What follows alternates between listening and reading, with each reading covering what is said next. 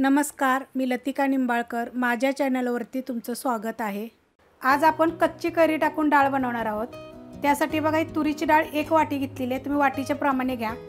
आणि एक टोप घेतला आहे, त्यामध्ये डाळ टाकून घेऊया.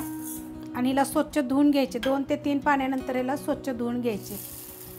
स्वच्छ का धुवायची की ह्याच्यामध्ये बघा घाण पाणी किती निघते. हाताने चोळून धुवा. बघा थोडंसं चोळलेलं आहे, एवढं घाण पाणी निघाले. तर असं चोळून धुवायचं, कारण ह्याला पावडर केमिकल वगैरे असतात. डाळ स्वच्छ धुवून घेतलेली आहे. आता त्याच्यामध्ये कैरी टाकायचे. ही कैरीचे 5 तुकडे आहेत बघा. कच्ची कैरी ही अशी आहे बघा. देशी कैरी अशी असते. तोतापुरी जरी घेतली तरी चालेल. 2 मिरच्या आहेत बघा, ह्या बिन तिखटाच्या आहेत, अशा कापून घेतलेल्या आहेत. ह्याच्यामध्ये 1 कांदा आहे, उभा कापून घेतलेला आहे. आणि एक मोठ्या आकाराचं टमाटर घेतले, ती पण उभं कापून घेतलेलं आहे. आता ह्याच्यामध्ये आपल्याला पाणी टाकायचे.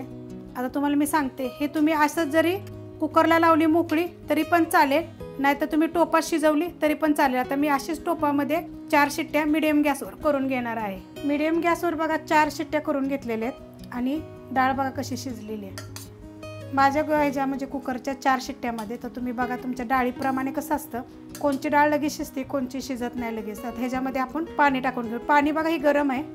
आता तुम्हाला किती पाहिजे ते पाणी तेवढं टाकायचं. ते पण गरम टाकायचं, गार पाणी टाकायचं नाही.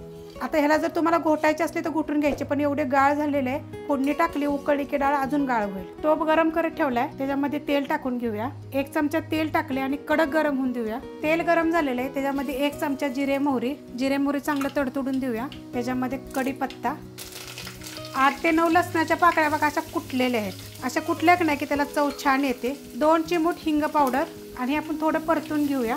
बघा असा लसणाचा कलर येस तर परतून घ्यायचं, फक्त करपून देऊ नका. आणि 4-5 मिरच्या आहेत, त्या तुकडे करून घेतलेले आहेत. तुमच्या तिखटाप्रमाणे घ्या बरं का मिरच्या, कारण शिजताना पण आपण टाकल्या होत्या.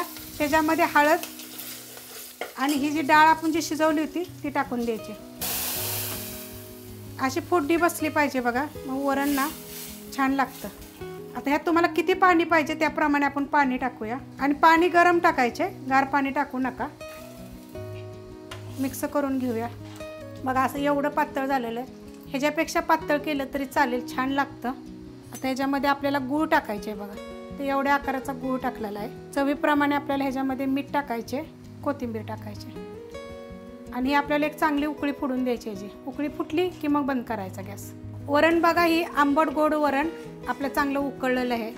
आणि मस्त चव लागते, कारण आपण ह्याच्यामध्ये कच्ची कैरी टाकलेली आहे. 1 नंबर चव लागणार. तुम्ही करून बघा. ही रेसिपी आवडली की लाईक करा, सबस्क्राईब करा, कमेंट करा आणि शेअर बी करा.